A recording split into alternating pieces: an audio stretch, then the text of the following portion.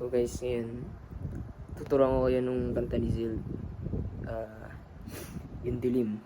So yung tuning nito is yung low E string gawin mong D flat.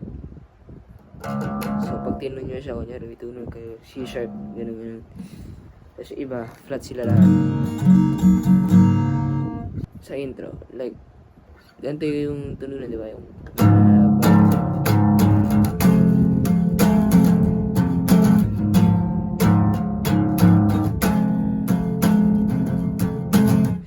paano nga ba yan? So, ano mo gagawin? Pointer finger mo, ilagay mo siya dito sa 4th string, 4th fret. Yan. Tapos lahat na nasa baba na to, imimit mo. Tutunog lang dito, isang tatlo na to. So, ganun, tunog na. So, next chord nun sa intro is ito. Yung pointer finger mo, na nasa 4th string, tataas mo lang siya, tapos ibaba mo yung dalawa dito sa taas. Tapos yung pinky finger mo lalagay mo dito sa 7th fret. Ayun, ganun dapat tunog. So, all together, ganito magitunog na intro.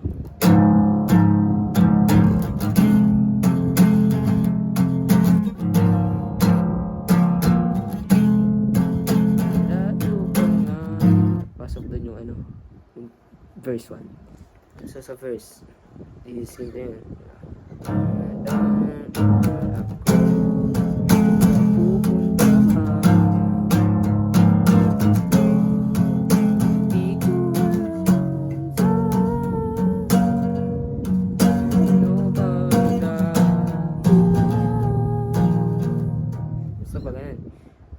So, same lang sa intro yung chords sa dalawa. Nadagdagan lang siya ng dalawa.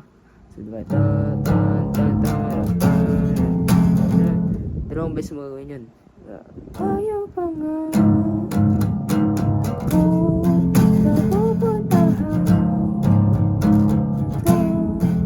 tapos, nung sa yugto na yan, yung chords na kasunod nun is ganito pa rin shape niya, pero usog mo siya dito sa 5th fret, tapos yung pinky finger mo dito sa 9th fret.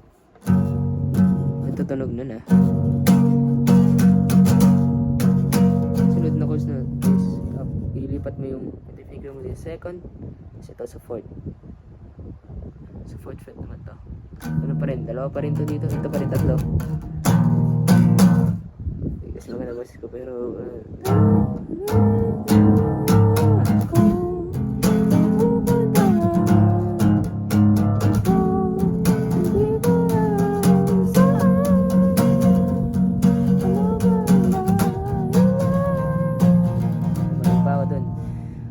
tapos sunod dun, verse uli yun.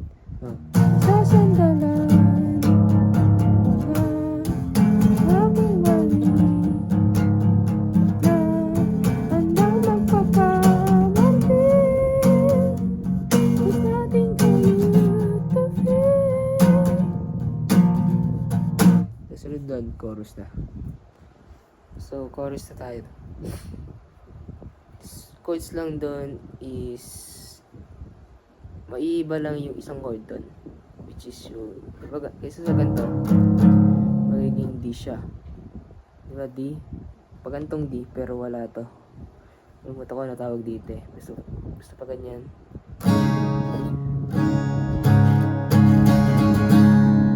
Yan, lahat to papatanugin mo, tapos yun, sunod nun is yung dito,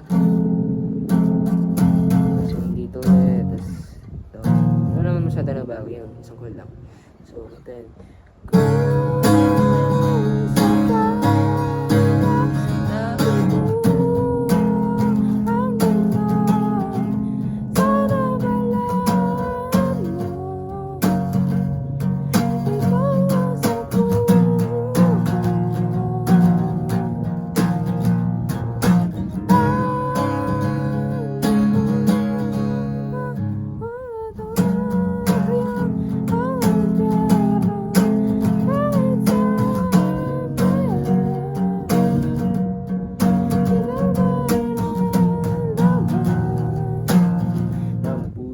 madilim. Tapos nun is yung parang intro chords din yung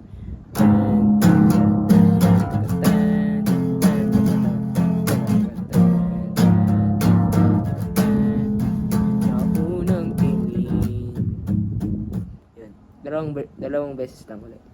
Sa verse 3, same chords lang din sa verse 1 tsaka 2. Pero naka-palm mute ka sa unang tingin.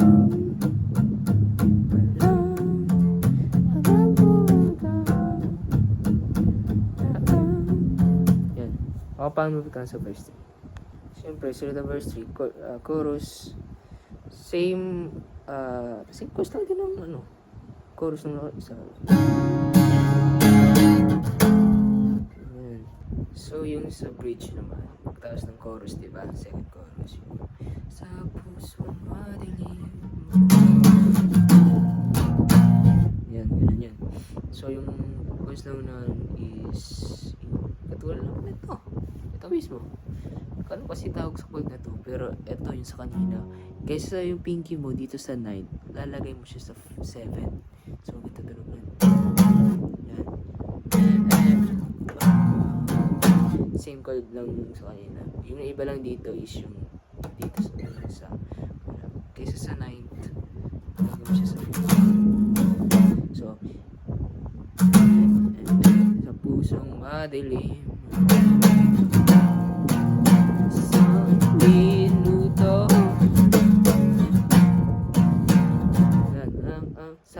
Yung may iba dito is yung ito na meron talaga akong pagtitis sa'yo, palm mute doon, tapos yung instrumental doon, yung sunod ng instrumental which is yung D na to.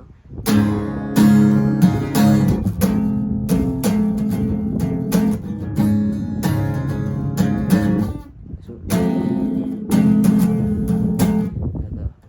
ito kaysa ito gagawin mo, pero pwede naman na ito, depende na sa'yo.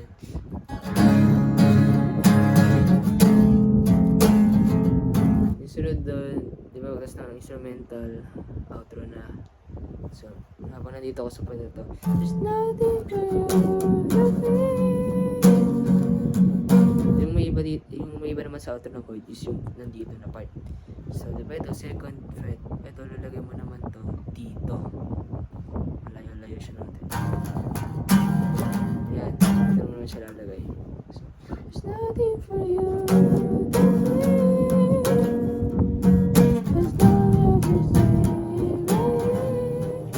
Yan, dalawang beses yun. There's nothing for you to be as long as you stay right here. Yan, tapos yung as long as you stay right here.